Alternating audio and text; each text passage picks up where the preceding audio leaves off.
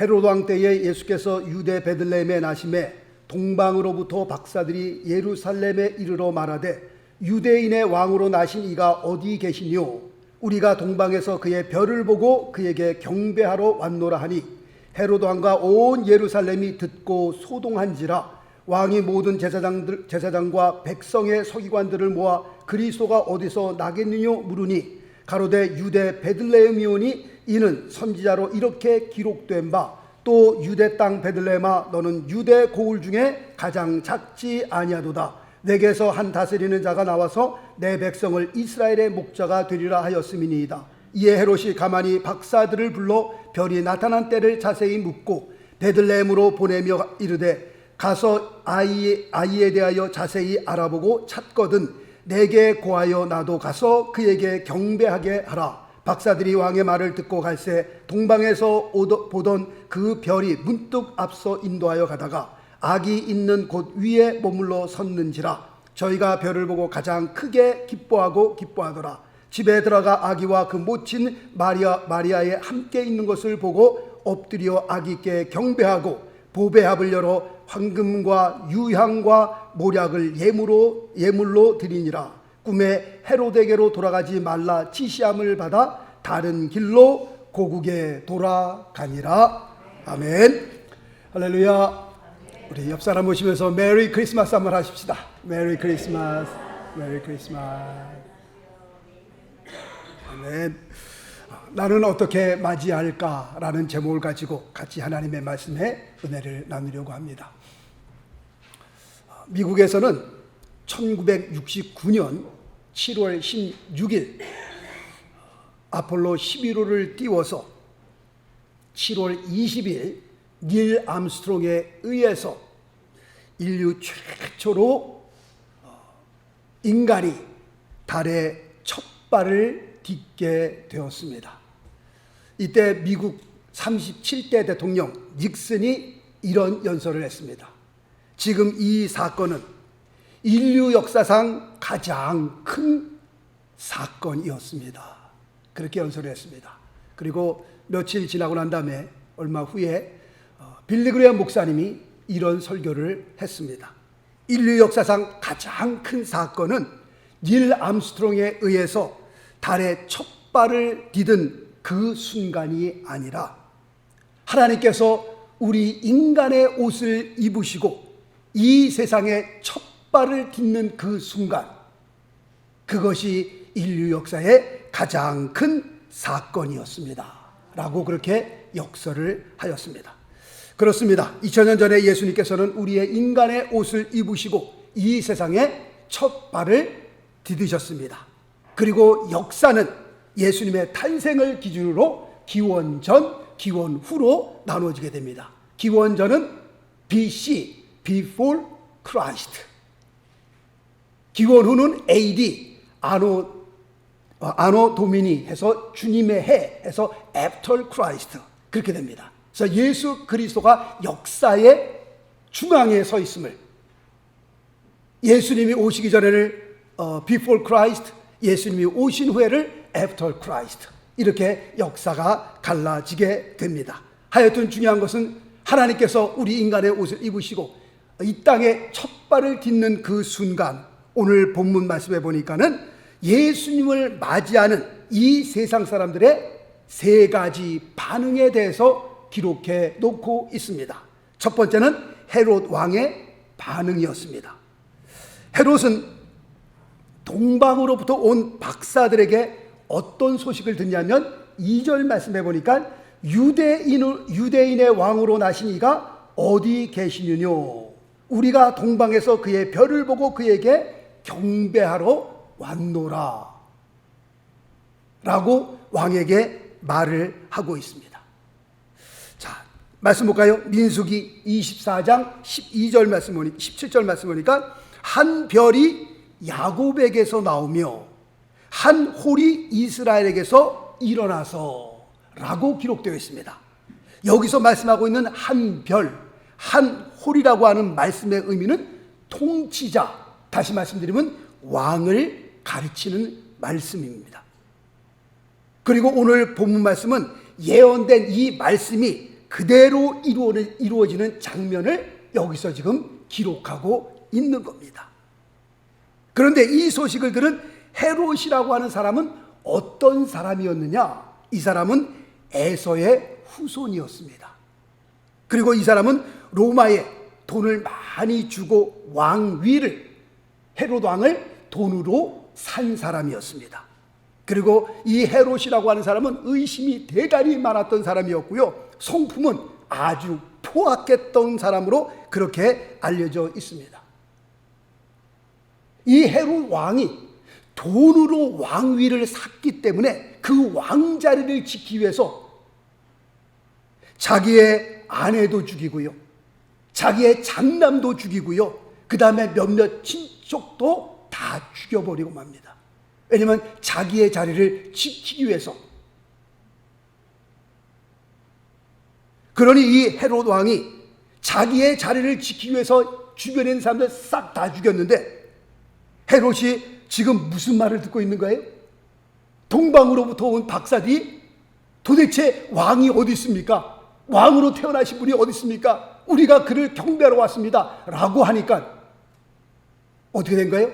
뒤집어진 거죠. 자기의 아들도 죽이는 판인데요, 아내도 죽이는 판인데요,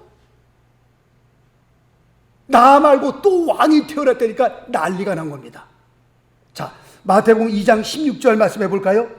후에 이런 일이 일어납니다. 이에 헤롯이 박사들에게 속은 줄을 알고, 박사들이 헤롯 왕에게로 안 갔지요. 다시 다른 길로 돌아갔단 말이죠. 심히 노하여 사람을 보내요.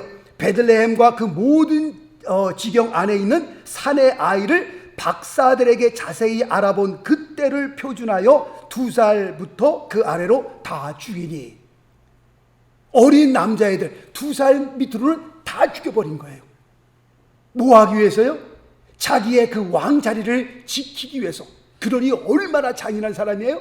얼마나 포악한 사람이에요? 예수님께서 이 땅에 첫 발을 딛는 그 순간, 헤롯이라고 하는 사람은 예수님을 어떻게 맞이했어요? 죽이려고 했던 사람이었습니다. 죽이려고. 두 번째로는 제사장과 서기관들의 반응을 보겠습니다. 우리 마태복음 2장 4절로 6절까지 제가 또 읽습니다. 마태복음 2장 4절 말씀부터, 왕이 모든 대제사장과 백성의 서기관들을 모아 그리스도가 어디서 나겠느냐 물으니 가로되 유대 베들레헴에 오니 이는 선지자로 이렇게 기록된 바 또 유대 땅 베들레헴아 너는 유대 고을 중에 가장 작지 아니하도다. 내게서 한 다스리는 자가 나와서 내 백성 이스라엘의 목자가 되리라 라고 지금 말씀하고 있는 겁니다. 헤롯 왕이 물어보자마자 대제사장과 서기관들이 그냥 그 자리에서 답변을 내놓습니다. 지금 그들이 답한 이 말씀은 구약에서 약 700년 전에 미가서 5장 2절 말씀을 인용해서 그 말씀을 통해 메시아가 오리라는 그 말씀이 예언된 말씀인데, 그 말씀을 인용해서 왕에게 답변을 하는 겁니다. 자, 말씀 또 볼까요? 미가서 5장 2절 말씀 보니까 베들레헴 에브라다야 너는 유대 족속 중에 작을지라도 이스라엘을 다스릴 자가 내게서 내게로 나올 것이라. 그의 근본은 상고의 태초이니라. 지금 이 말씀은 우리의 메시아 되신 예수 그리스도가 태어날 것을 여기서 지금 예언하고 있는 말씀입니다. 그리고 대제사장과 서기관들이 바로 이 말씀, 미가서 5장 2절 말씀을 인용하여 왕에게 답변을 하고 있는 것을 보게 됩니다. 구약에 예언되어진 하나님의 말씀을 인용하여 왕에게 답변을 했는데 이거보다 더 정확할 수는 없지요. 옛 선지자가 예언하신 그 말씀이 지금 그대로 이루어지는 이 장면을 그들이 설명하고 있었던 겁니다. 그렇다고 할 것 같으면 그들이 구약의 말씀을 잘 알고 있었잖아요. 그 구약의 말씀이 또 그대로 이루어지는 사실을 지금 말씀하고 있잖아요. 그러면 당연히 동방박사를 따라가서 그들도 지금 태어난 아기 예수께 어떻게 해야 돼요? 경배를 해야 그것이 맞는 겁니다. 그런데 말씀해 보니까 그런 말씀이 없습니다. 동방 박사를 따라가서 아기 예수께 그들도 경배하였더라. 왜냐하면 구약에 예언되어 있거든요. 그 예언되어 말씀이 그대로 지금 이루어졌거든요. 그럼 하나님의 말씀을 알았던 그 사람들이 가서 경배를 해야 되는데 성경에는 그런 기록이 없다라는 것을 여기서 말씀을 드립니다. 어떻게 알고 보면 이 서기관과 대제사장은 어쩌면 종교인일지도 모르겠다라는 그런 생각까지도 드는 겁니다. 오늘날 교회를 보면요, 성경 공부가 풍년입니다. 풍년. 정말 이 교회 저 교회들마다 성경 공부 뭐 풍년의 풍년입니다. 그러나 조심하셔야 할 것은 우리가 공부한 그 성경 말씀이 우리의 머리에만 남으면 자칫 잘못하면 종교인이 될 수 있는 겁니다. 나중에 누가 예수님을 십자가에 못 박으라고 합니까? 누가 예수님을 십자가에 못 박았습니까? 구약의 말씀을 뚜어지게 잘하는 대제사장과 서기관들이 예수님을 십자가에 못 박게 됩니다. 하나님의 말씀을 그렇게 연구하고 하나님의 말씀을 그렇게 잘 알고 있는 사람이 마침내 그들이 예수님을 십자가에다 못 박았다고 하는 사실입니다. 그러므로 성경 공부가요, 우리 머리에만 남아있으면 어떻게 보면 나중에 마귀의 앞잡이가 될 수도 있다니까요. 그러니까 또 몇 분은 또 이해하기를, 성경 공부가 마귀가 앞잡이가 되는 길이구나. 다리는 곳곳마다 우리 목사님이 그러는데 성경 공부는 마귀의 앞잡이가 되는 거래. 그렇게 말하면 또 안 된다니까요. 성경 공부가 중요하지 않다는 것이 아니라 성경 공부한 그 공부가 내 머리에만 남아있으면, 내 머리만 뜨끈뜨끈하게 만들면 이게 잘못된 길로 종교인으로 타락할 수도 있다는 것을 여기서 말씀드리는 겁니다. 우리는 머리통이 뜨끈뜨끈해야 되는 게 아니라 뭐가 뜨끈뜨끈해야 돼요? 우리의 가슴이, 우리의 마음이 뜨끈뜨끈해야 돼요.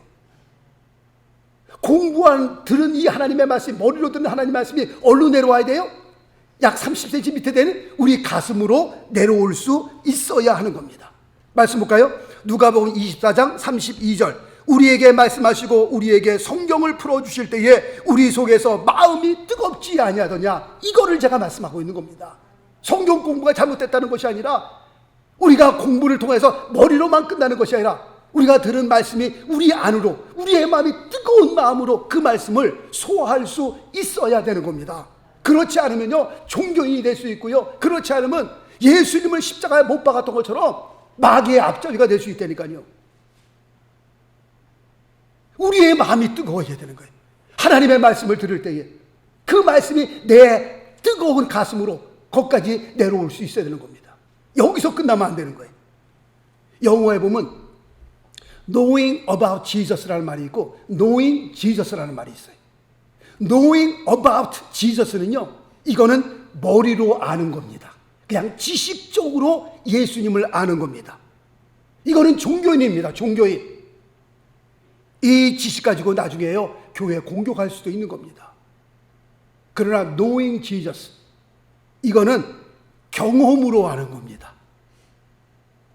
이거는 우리의 뜨거운 마음으로 경험하는 그것을 가리켜 말씀하고 있는 겁니다. 그런데 오늘 대제사장과 서기관들은 메시아에 대해서 머리로만 알았습니다. 지식으로만 알고 있던 사람이었습니다. 왕이 물어보니까 미가서 말씀이 그 자리에서 나오잖아요. 그럼에도 불구하고 나중에 예수님을 십자가에 못 박으라고 큰 소리를 쳤던 사람들이 바로 이 사람들이었습니다.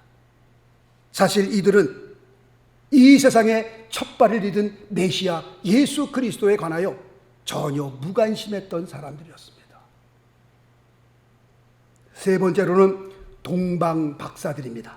자, 마태복음 2장 11절 말씀해 보니까요, 집에 들어가 아기와 그 모친 마리아에 함께 있는 것을 보고 엎드려 아기께 경배하고 보배합을 열어 황금과 유향과 모략을 예물로 드리니라 라고 기록되어 있습니다.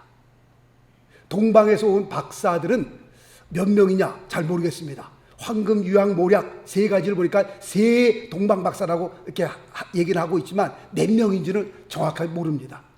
그런데 동방에서 온 이 박사들, 오늘날로 얘기하면 천문학자일지도 모릅니다. 이들이 점성가일지도 모릅니다. 이들이 먼 길을 찾아와서 아기 예수께 경배하면서 보배합을 열어 세 가지 예물을 드리는 것을 여기서 보게 됩니다. 첫 번째는 황금입니다. 이 황금이라고 하는 것은 세상에서 가장 귀한 것으로 우리가 여겨지고 있습니다. 그리고 그때 당시에 왕에게 선물을 드릴 때는 황금으로 선물로 바쳤습니다. 그런데 이 땅에 오신 예수 그리스도, 그분이 누구세요? 말씀 볼까요? 요한계시록 19장 16절 말씀 보니까 만왕의 왕이요 만주의 주라, King of Kings, the Lord of Lords. 이 세상의 왕들 가운데 왕이요 주들 가운데 주라고 기록하고 있습니다. 두 번째는 유향인데, 유향은 제사장에게 드리는 선물이었습니다. 그럼 제사장은 누구냐? 하나님과 사람 사이에 다리를 놓는 역할을 하는 사람이 제사장이었습니다. 그런데 이 땅에 오신 예수님은 누구였어요? 제사장이었습니다. 또 말씀 볼까요? 디모데전서 2장 5절, 하나님과 사람 사이에 중보도 한 분이시니 곧 사람이신 그리스도 예수라 라고 말씀하고 있습니다. 이 세상에 오신 예수 그리스도, 하나님과 사람을 연결시키기 위해서, 거룩하신 하나님과 죄인을 연결시키기 위해서 이 세상에 오신 분, 그분이 예수 그리스도이십니다. 세 번째는 모략입니다. 모략은 죽은 사람, 죽음을 앞둔 사람에게 주는 선물입니다. 이건 뭐에 사용되는 거니까 시체를 염하는 데 사용하였습니다. 죄인을 위해 죽으러 오신 구원자 예수 그리스도를 의미하고 있는 겁니다. 자, 또 말씀 봅니다. 마태복음 20장 28절, 자기 목숨을 많은 사람의 대속물로 주려 함이니라 라고 말씀하고 있습니다. 그러므로 2000년 전에 하나님께서 우리 인간의 몸을 입으시고 이 땅에 첫 발을 딛는 그 순간, 그분은 이 세상에 왕으로 오신 분이고 제사장으로 오신 분이고 우리의 구원자로 오셨다라는 것을 여기서 의미하고 있는 겁니다. 그런데 참으로 재미있는 사실은요, 예수님께서 이 세상에 사역을 하셨을 때에도 똑같은 반응, 세 가지 반응이 일어났던 것을 우리가 알게 됩니다. 첫 번째는 예수님께서 이 세상에서 사역하실 때 예수님을 죽이려고 했던 사람들, 말씀 보니까 요한복음 11장 53절 말씀 보니까 이날부터는 저희가 예수를 어떻게 해요? 죽이려고 모의하니라. 이 세상에서 사역을 하실 때에 예수님을 죽이려고 했던 사람이 있고요, 두 번째는 예수님에 대해서 무관심했던 사람들이 있었습니다. 마태복음 11장 17절, 우리가 너희를 향하여 피리를 불어도 너희가 춤추지 않고 우리가 애곡하여도 너희가 가슴을 치지 아니하여도다. 무관심한 것을 여기서 말씀하고 있습니다. 피리를 불어도 아무런 반응이 없어요. 애곡을 하여도 아무런 반응이 없는 무관심한 사람들에 대해서 주님께서 표현한 말씀입니다. 그런가 하면 세 번째로 경배하고 주님을 사모했던 사람들이 있었습니다. 예수님의 발 앞에 향유를 붓고 눈물을 흘렸던 사람이 있었고요, 며칠씩을 굶어가면서 배고픈지도 모르고 하나님의 말씀을 경청했던, 예수님께서 3일을 내리 말씀을 전하시면서 저들이 길 가다가 쓰러지겠다 해서 예수님께서 오병이의 역사를 또 일으켜서 그들을 먹이기도 하셨죠. 며칠을 굶어가면서도 먹지도 않고 예수님의 말씀 앞에 그 말씀을 경청했던, 사모했던 그런 사람들도 있었습니다. 그런데 이 세 가지 현상은 오늘날에도 똑같이 일어나고 있습니다. 첫 번째, 복음을 철저하게 반대하고 예수 믿는 사람을 옥에다 가두고 죽이는 사람들, 죽이는 나라들이 있습니다. 중동에 있는 나라들이 대체적으로 그렇고요, 말레이시아, 태국, 그 다음에 북한이 그렇습니다. 저는 북한에 가보지는 못했습니다만 북한에서 지금도 예수 믿는 사람 걸리면 그 자리에서 처형당한다고 합니다. 북한에 다녀오신 분들이 얘기를 하는데 그들은 쪽복음이라고 그러죠. 우리처럼 전체 성경을 갖고 있는 게 아니라 한 장씩 찢어가지고 어디서 구했는지 모르지만 누가 쓴 거를 가지고, 그리고 찬송할 때도 뭐 3355 모여갖고서는 두세 사람 모여갖고서 우리처럼 마음대로 소리를 지르며 찬양하는 것이 아니라 그냥 눈으로 찬양한다고 합니다.